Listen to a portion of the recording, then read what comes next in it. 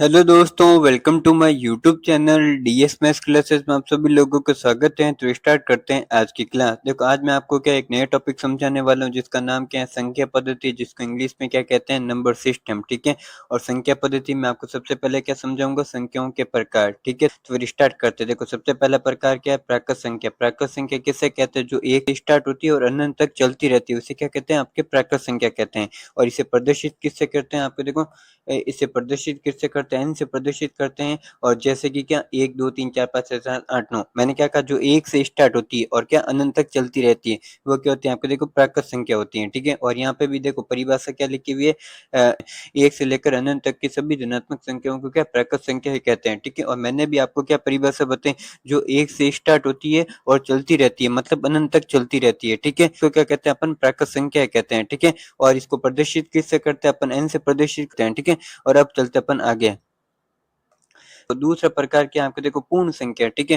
देखो दूसरा प्रकार क्या आपको देखो पूर्ण संख्या। ठीक है। देखो पूर्ण संख्या उसे कहते हैं जिसमें क्या होता है, आपको देखो जीरो शामिल होता है। मतलब प्राकृत संख्या में क्या हो जाता है, आपको देखो जीरो क्या हो जाता है, आपको देखो शामिल हो जाता है। ठीक है। देखो प्राकृत संख्या में क्या हो जाता है, आपको देखो जीरो शामिल हो जाता है। ठीक है। उसको क्या कहते हैं, अपन पूर्ण संख्या कहते हैं। ठीक। और मेरी भाषा में एक और परिभाषा बनती है, जो जीरो से स्टार्ट होती है और क्या अनंत तक चलती रहती है, उसको भी क्या कहते हैं, अपन पूर्ण संख्या कहते हैं। देखो प्राकृत संख्या में अगर जीरो शामिल कर दिया जाता है तो वो संख्या क्या हो जाती है, आपके पूर्ण संख्या हो जाती है। और जीरो से स्टार्ट होकर के अनंत तक चलती रहती है, उसको क्या कहते हैं, अपन पूर्ण संख्या कहते हैं। देखो मैंने दो परिभाषाएं बना दी। ठीक है। और देखो प्रदर्शित किससे करते हैं, डब्ल्यू से प्रदर्शित करते हैं। और जैसे कि 0 1 2 3 4 5 6 7 8 9, ठीक है, ऐसे चलती रहती है पूर्ण संख्या। ठीक है। देखो अब चलते अपन आगे।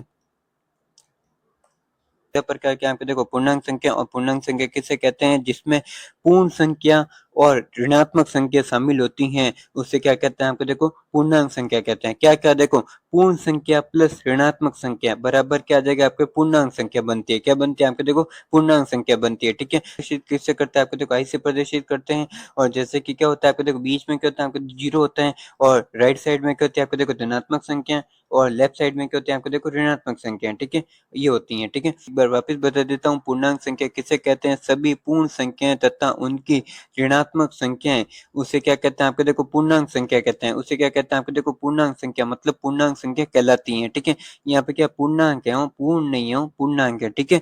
उसे क्या कहते हैं, आपको देखो पूर्णांक संख्या कहते हैं। ठीक है। ठीक है। अब चलते अपन आगे। देखो अगला प्रकार क्या, आपको देखो सम संख्या। देखो सम संख्या उसे कहते हैं जिसमें दो का क्या पूरा पूरा भाग जाता है, उसे क्या कहते हैं, आपको देखो सम संख्या कहते हैं। जैसे कि 2 4 6 8 इस प्रकार की क्या सम संख्या होती हैं। अगर आपके क्या कभी भी सम संख्या लिखी हुई आ जाए, तो आपको कुछ नहीं सोचना है, आपको क्या एक ही चीज सोचना है, जिसमें दो का क्या पूरा पूरा भाग जाएगा, वही क्या होगी, आपके देखो सम संख्या होगी। वही क्या होगी, आपके देखो सम संख्या होगी। ठीक है। अब चलते अपन आगे।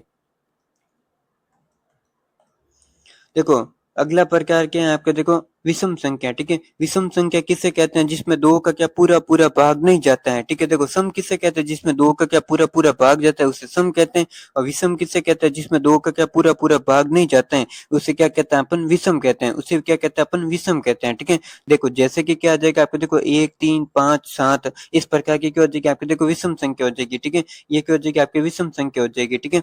देखो एक बार वापस बता देता हूँ, जिसमें दो का क्या पूरा पूरा भाग नहीं जाता है, उसे क्या कहते हैं, अपन विषम संख्या कहते हैं। उसे क्या कहते हैं, अपन विषम संख्या कहते हैं। ठीक है।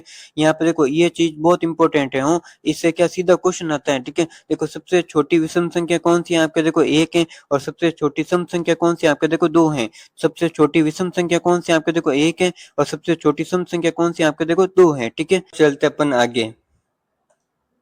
देखो अगला प्रकार क्या है, आपके अभाज्य संख्या। और अभाज्य संख्या किसे कहते हैं, अभाज्य संख्या उसे कहते हैं जिसमें केवल एक का और क्या स्वयं का भाग जाता है, उसे क्या कहते हैं, अपन अभाज्य संख्याएं कहते हैं। क्या कहते हैं, अपन अभाज्य संख्याएं कहते हैं। ठीक है। एक बार वापस बता देता हूँ, देखो जिसमें केवल एक का और क्या स्वयं का ही भाग जाए, उसे क्या कहेंगे, अपन अभाज्य संख्या कहेंगे। क्या कहेंगे, अपन अभाज्य संख्याएं कहेंगे। ठीक है। जैसे कि 2 3 5 7 ये सब क्या होती हैं, आपके देखो अभाज्य संख्याएं होती हैं। ये सब क्या होती है, आपके देखो अभाज्य संख्या होती है। देखो इनमें क्या होता है, सिर्फ केवल क्या स्वयं का और क्या एक का ही भाग है। और देखो अभाज्य संख्या क्या अपन के गुणन कर नहीं कर सकते, मतलब अभाज्य संख्या क्या अपन के तोड़ नहीं सकते। ठीक है। जैसे कि यहाँ पे क्या दो लिखा हुआ है, देखो दो के क्या अपन गुणनखंड नहीं कर सकते। ठीक है। और तीन के भी क्या अपन क्या गुणनखंड नहीं कर सकते, पांच के भी क्या गुणनखंड नहीं कर सकते, और सात के भी क्या गुणनखंड नहीं कर सकते। ठीक है। देखो मैंने नीचे यहाँ पे क्या तीन पॉइंट लिखे हैं, वो तीन पॉइंट बहुत इंपॉर्टेंट है। ठीक है। देखो सबसे छोटी अभाज्य संख्या कौन-सी है? आपको देखो 2 है। देखो सबसे छोटी अभाज्य संख्या कौन-सी है? आपको देखो 2 है, या सबसे छोटी सम अभाज्य संख्या भी क्या आएगी? आपके 2 ही आएगी, ठीक है? इसका मतलब सबसे छोटी अभाज्य संख्या और सबसे छोटी सम अभाज्य संख्या वो क्या आपके देखो समान है, ठीक है? और सबसे छोटी विषम अभाज्य संख्या कौन-सी है? आपको देखो 3 है। सबसे छोटी विषम अभाज्य संख्या कौन-सी है? आपको देखो 3 है। और एक प देखो सबसे छोटी विषम अभाज्य संख्या क्या है? आपको देखो 3 है, ठीक है? और मैंने यहाँ पे क्या लिखा है, एक ना तो क्या आता है आपको देखो भाज्य में आता है, और ना ही क्या आता है आपको देखो अभाज्य में आता है। मतलब एक ना तो क्या होती है आपके देखो भाज्य संख्या होती है, ना ही क्या होती है आपके वह अभाज्य संख्या होती है, ठीक है? इस प्रकार मैं आज की क्लास यहीं पे समाप्त करता हूँ। Okay, bye.